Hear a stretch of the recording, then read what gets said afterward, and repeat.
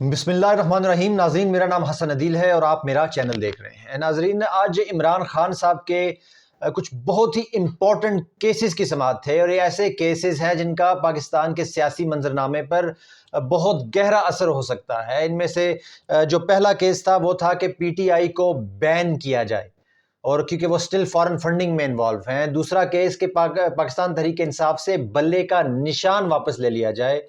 और इसमें जो तीसरा केस था वो ये था कि इमरान खान साहब को पीटीआई की चेयरमैनशिप से हटा दिया जाए।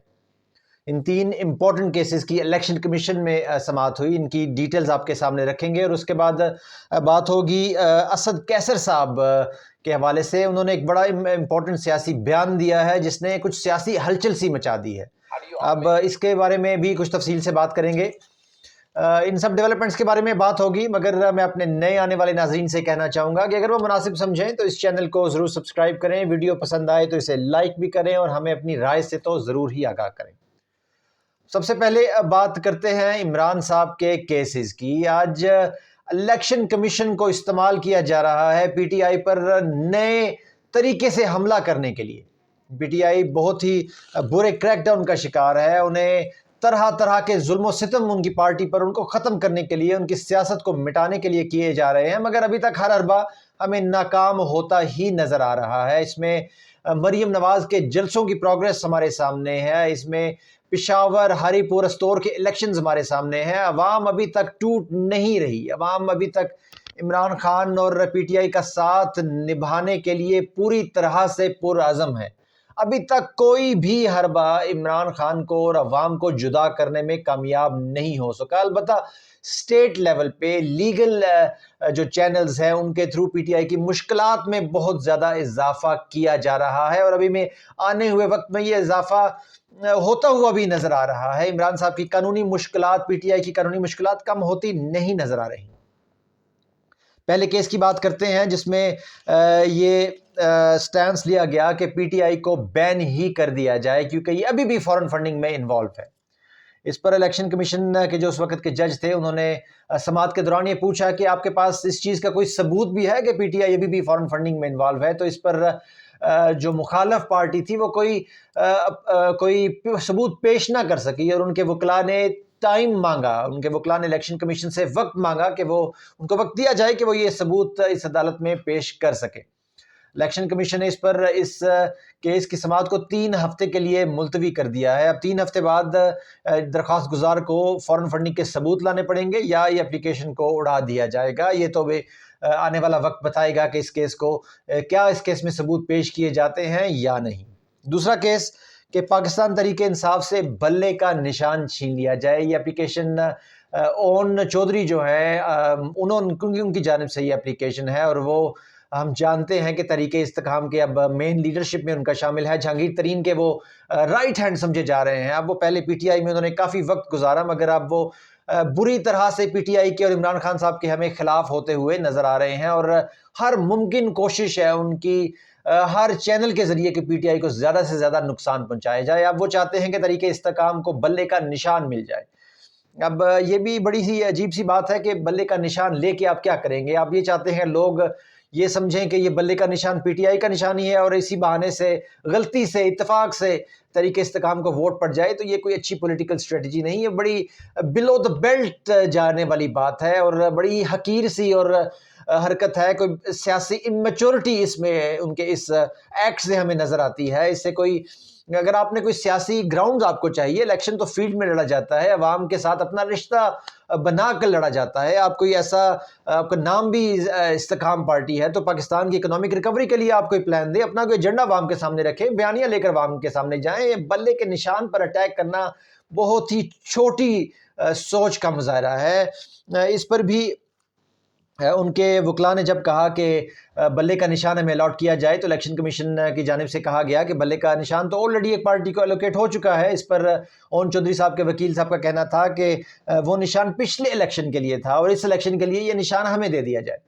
इस पर इलेक्शन कमीशन ने कहा कि इस तरह की एक और एप्लीकेशन भी हमारे सामने है। तो इसके जवाब में ओन चौधरी के वकील का कहना था कि आप हमारी एप्लीकेशन और उस एप्लीकेशन को जोड़ दें और इनकी इकट्ठे समाअत कर लें। अब इलेक्शन कमीशन ने इस एप्लीकेशन का फैसला महफूज कर लिया है और इस पॉइंट पर کہ یہ جو اوم چودھری صاحب کی اپلیکیشن ہے یہ قابل سماعت بھی ہے یا نہیں، اس پر اپنا فیصلہ الیکشن کمیشن نے محفوظ کر لیا ہے۔ یا کب آتا ہے فیصلہ یہ تو آنے والے ہمیں چند دن ہی بتائیں گے۔ اور آخری جو کیس عمران خان صاحب پر الیکشن کمیشن میں جس کی سماعت ہوئی وہ تھا کہ عمران خان صاحب کو پی ٹی آئی کی چیئرمین شپ سے ہٹا دیا جائے۔ درخواست گزار نے اسٹانس لیا کہ کیونکہ ان کو توشخانہ کیس میں سزا ہو چکی ہے تو اب ایک سزا یافتہ شخص جو ہے وہ ایک پولیٹیکل پارٹی کا ہیڈ نہیں بن سکتا، اس لیے عمران خان صاحب کو ہٹا دیا جائے۔ اس کی سماعت کے دوران جج صاحب نے ان سے پوچھا کہ جو نواز شریف صاحب کی نااہلی ہے اور عمران خان صاحب کی نااہلی میں کیا فرق ہے، تو بتایا گیا کہ نواز شریف صاحب کے خلاف فیصلہ سپریم کورٹ سے آ چکا ہے، وہ پاکستان کی ٹاپ جوڈیشل چینل سے ایک فیصلہ آیا ہے اور اس کے خلاف کوئی اپیل فی الحال تو نہیں ہو سکتی، جبکہ عمران خان صاحب کا فیصلہ ہے وہ سیشن کورٹ سے آیا ہے اور اس کے خلاف اپلیکیشن جو ہے اپیل جو ہے وہ ہائی کورٹ میں اس وقت موجود ہے۔ اور اگر ہائی کورٹ میں فیصلہ عمران خان صاحب کے حق میں آ جاتا ہے تو توشخانہ کا فیصلہ ختم ہو جائے گا اور عمران خان صاحب کی نااہلی بھی ختم ہو جائے گی، تو ان کے لیے پی ٹی آئی کا چیئرمین رہنا اس میں کوئی لیگل مسئلہ نہیں رہ جائے گا۔ یہ دلائل سننے کے بعد الیکشن کمیشن نے اس پر بھی اپنا فیصلہ محفوظ کر لیا، اور اس کیس میں بھی پچھلے کیس کی طرح یہی نکتہ تھا کہ یہ جو اپلیکیشن ہے یہ قابل سماعت بھی ہے یا نہیں۔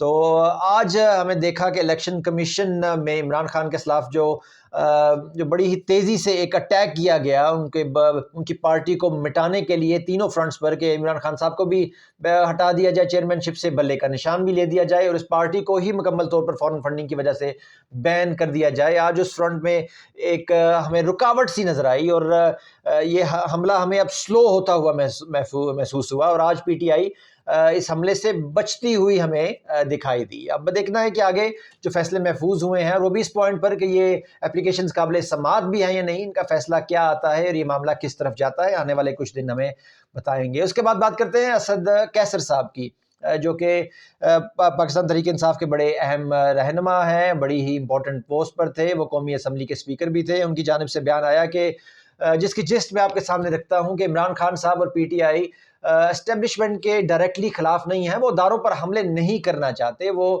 مفاہمت چاہتے ہیں۔ اگر کوئی بھی ادارہ یا حکومت پی ٹی آئی سے الیکشن کی تاریخ کے بارے میں ایک بات کرنا چاہتی ہے تو پی ٹی آئی اس بات کے بارے میں بات کرنے کے لیے تیار ہے۔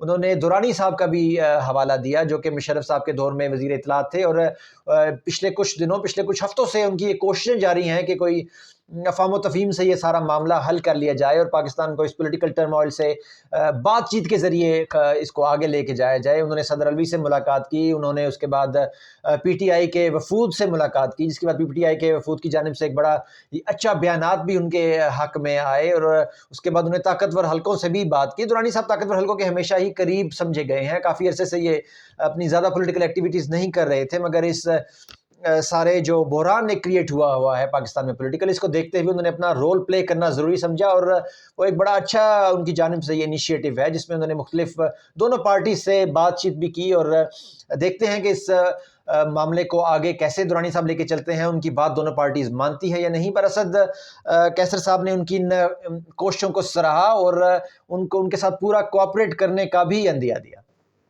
ناظرین، یہ آج کی ابھی تک کی میجر ڈیولپمنٹس تھیں۔ ابھی میں کچھ باقی کیسز بھی سپریم کورٹ میں بھی عمران خان کے جو کیس ہے پریکٹس اینڈ پروسیجر، اس کی سماعت ہو رہی ہے۔ عمران خان صاحب کے کیسز کی بھی غالباً آج سماعت تو نہیں ہے سپریم کورٹ میں، پر پریکٹس اینڈ پروسیجر ایکٹ کے حوالے سے سماعت آج پھر جاری ہے۔ اس کی سمری بھی اس کی اینڈ آف دی ڈے آپ کے سامنے رکھیں گے۔ تو یہ ویڈیو دیکھنے کا بہت شکریہ۔ پاکستان زندہ باد، اللہ حافظ۔